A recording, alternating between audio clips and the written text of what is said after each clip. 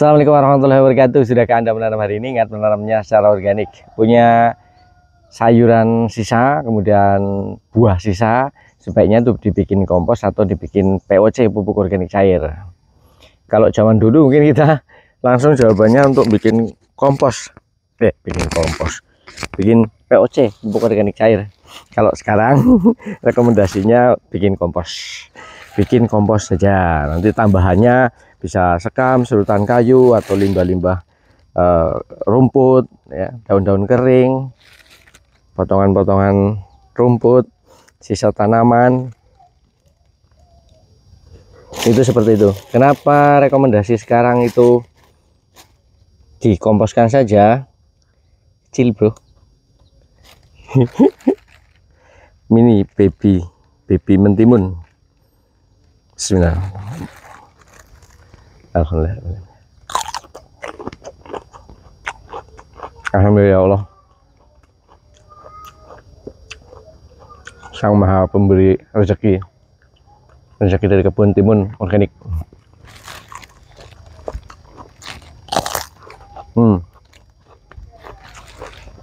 Kita teruskan ambil makan timun. Hari ini timun baby ya, makanya kecil-kecil banget.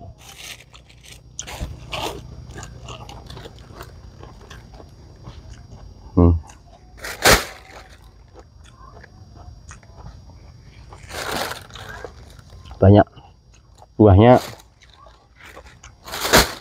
banyak, produktivitasnya tinggi.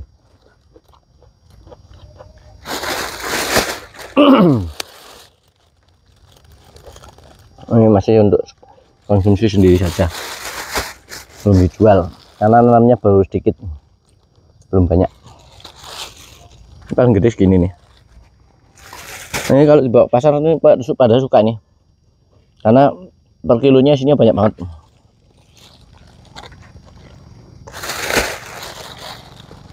Oke, kita lanjut. Kenapa rekomendasinya bikin kompos? Karena proses pembikinan kompos itu tidak ribet, sangat mudah. Tinggal bahan baku tadi, misalnya sisa sayur, sisa buah, tumbuk saja, tambahkan tadi misalnya ada sekam, ada gergajian, rumput-rumput, cabutan rumput liar, daun-daun kering, tambah ditumpuk gitu aja udah. Ya kalau mau nanti seminggu sekali dibalik, kalau nggak mau dibiarkan aja. Yang penting ditempatkan di tempat yang tidak terkena sinar matahari langsung, biar nggak cepat kering, karena proses pengomposan itu butuh lembab. Itu jadi rekomendasinya tetap dibikin kompos. Nah, terus kenapa kalau dibikin POC? Ya kalau mau sih nggak apa-apa, silakan bikin POC.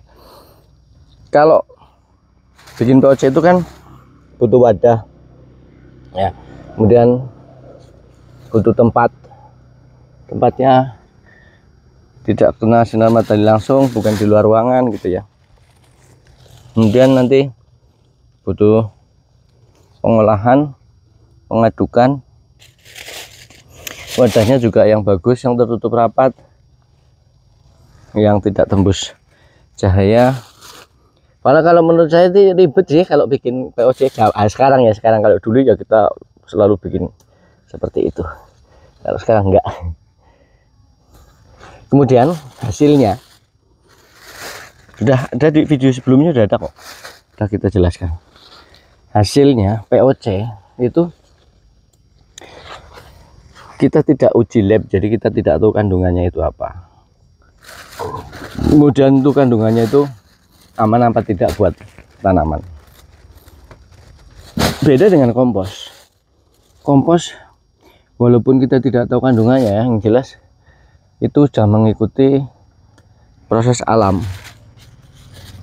Jadi segala sesuatu yang berasal dari tanaman dan hewan, ketika sudah terurai di alam, baik itu kita bantu maupun alami, itu hasilnya kan menjadi kompos, humus yang sangat bagus untuk tanah, untuk menambah kesuburan tanah. Dan kompos yang sudah jadi itu dengan ciri-ciri yang biasa kita sebutkan tekstur, bentuk, warna, rasa, suhu itu sudah seperti tanah. Intinya sudah seperti tanah. Itu sudah jadi kompos matang dan aman ketika kita tebarkan langsung ke tanah, sangat aman. Nah, itu bedanya. Kalau yang namanya kompos itu udah benar-benar matang dan aman untuk tanaman. Beda dengan POC, indikatornya kan fermentasi. Fermentasi itu biasanya 2 minggu, 2 sampai 3 minggu. Aman apa tidak? Kalau POC itu tetap masih pakai dosis. Pengaplikasiannya, penggunaannya tetap masih pakai dosis. Alhamdulillah dapat 2 kilo ada nggak ini? Banyak. Karena pakai dosis, maka nanti ada istilah overdosis. Itu seperti itu. Wih, banyak bro, banyak bro. Tuh kan, tinggal petik cabai. Iya, karena aplikasinya pakai dosis, maka akan bisa terjadi overdosis atau kebanyakan dosis. Itu ribetnya di situ. Beda dengan kompos. Kompos kalau udah matang bener, mau diberikan berapapun, ya sebanyak yang kita punya, tebarkan ke tanah, aman udah. Yang penting kompos loh. Sekarang kalau kita ngomong kompos, itu adalah bahan organik yang sudah terurai, sudah matang 100%. Jadi mau berapapun kita aplikasikan aman.